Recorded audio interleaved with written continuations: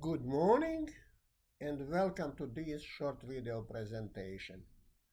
Today is June 30th, 2024. I have a habit to mention the date, that way you know approximation of the time or exact time when something was being recorded, because I don't know what material I may or I may not post on the YouTube. Well, a couple of weeks ago, I started YouTube preparation recording and I already posted a few of them. But last week or two ago, I was watching Piers Morgan interview 4, 5, 6 people, and left a comment. But since I didn't have a reply, I'm now going to revisit that place, that comment. Basically, he was telling people that this country cannot be recognized anymore, and I agree with him very well. I'm in this country myself like 46 years.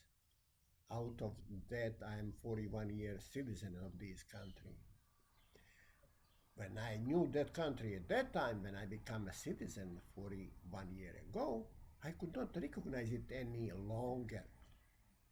Now, one element on the Pierce comments was that the war in Israel or in Gaza, whatever you call it, that Gazan military personnel, Hamas, who is also elected party, are terrorists, and that they have to be destroyed. And in my reply to him, I mentioned that 250 years ago, one superpower of the world called Great Britain was calling our sons and daughters terrorists as well. But we did call them differently. We called them Minutemen. What are Minutemen? Minutemen are actually people who voluntarily swear to God, to the whatever authority, that they will be ready to fight within 5 minutes after being notified that fight is necessary. And if we didn't have those Minutemen, we will not be a free country here in the United States as we are right now. We will still be colony of the great power, the best, the strongest one in the world at that time, and probably because of our Minutemen, if they failed, that country will probably by today's day be the most powerful country in the world. But it did collapse because thanks to terrorists. They call them terrorists, but we call them Minutemen.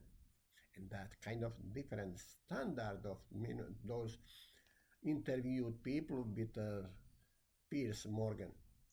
Now, related to that, I mentioned that I could not recognize that country any longer. Well, I was born and raised and educated, achieving a bachelor's degree, higher education, in the communist country. And I was even working there. And I was being in high sphere of authorities of the companies. I worked for a company which has several plants, in total about 4,500 of people. After I left, basically that company grew up to 13,000. And basically, what that in that country, what they were doing and acting and promoting and advertising and propaganding is not any different than this country today. This is ridiculous. What we are doing now in political arena, if you want, I don't know how to pronounce it. This is not any worse than in that country, communist country, in which I never became a member of the party, but I was still in high hierarchy echelon of the decision makers, and that was not the Soviet Union. And now it's up to you to persuade who, if it is important to you, go ahead. And what I'm talking right now, it doesn't sound good to those who are ruling, and we call those rulers deep state. And that is quite a bit wrong name. English is a different language and could be expressed with much better language than that. Deep state seems to me kind of cute, funny, and positive. No, that's supposed to be called with its proper name. And that is mafia state, not deep state. The leader of mafia 250 years ago, or I don't know how many, Al Capone, will be quite a bit jealous about comparing themselves with the present mafia state, because whatever he had to do it at the time, he had to pay it with his own money out of his own pocket. But now this mafia state is doing it with taxpayers' money, with your money and my money. And that's the difference. And they rule, they have a control about everything, especially judicial. And 46 years ago, I saw bad things coming, but that was gradually. Now it's out of proportion. And now we have quite a bit agencies, and especially those three-letter agencies. And they are not bad people per se of the 40, 50, 100,000 people. The leaders knew Al Capone's 1, 2, 3, 5, or 51 are problems. And the simple solution is to replace those 51, or who are acting in the position of 51, because some of these 51 are out of office already, but they still have a security clearance in their possession instead of being automatically removed after they are out of the office. They're not supposed to be spelling lies and this propaganda for high salaries in the companies who are promoting everything against America and blaming somebody else.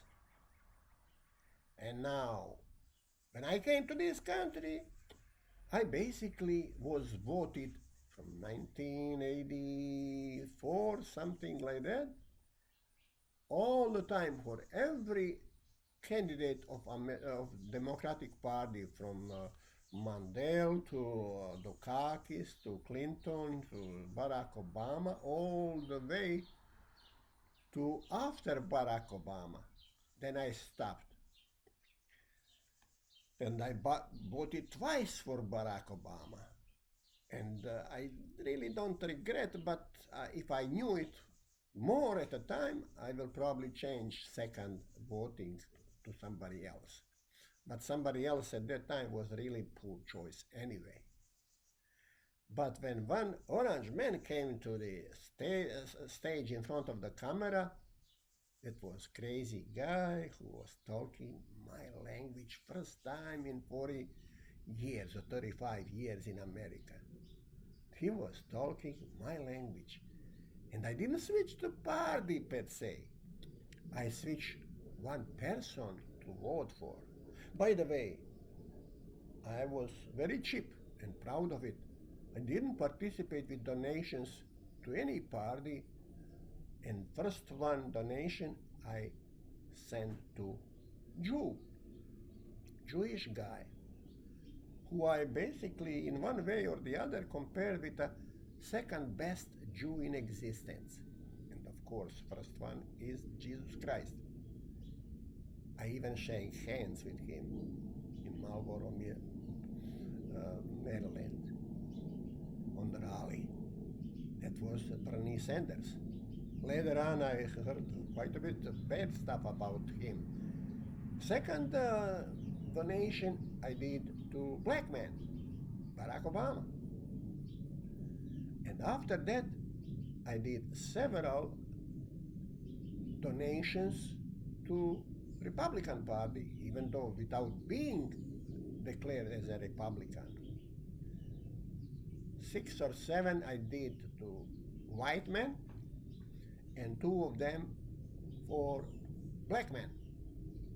And one of the black men is the senator, and other black person is the lady who is not politician at all, but that is a great future of America, even though she is not being liked by blacks of America that much. But she is married to white men. There is a logical conclusion that she is not a racist. Otherwise, we have many, many, many black people who are total racists. You don't like to hear that, but that is the fact. Prove me otherwise. Show me that you like white, and I am one of them. Show me. Now you want to use the baton of the federal government to force me to like you? Or vice versa? Do I have a right to force federal government that you like me? Or simple logic is that I have to earn your trust that you like me, or vice versa. You have to earn my trust that you like me. And we have to do some changes. That the lady is the brilliant and the future of the America. And we need more like those. That means, first, what I did, the contribution was Jew, second one was black, and even though I am white, after that I joined the white people, thinkers, not the partyist. I didn't vote for the party, but I voted for the people of their common sense.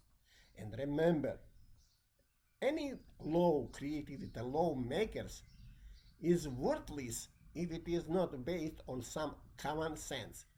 Nothing without common sense. You are creating law for retaliations. That is bad law, not supposed to stand grounds, supposed to be disappearing. And that is already 12 and a half minutes. I will have to conclude this short video presentation and review it, and maybe I could post it later on without any alterations or minor alterations. I'm still learning.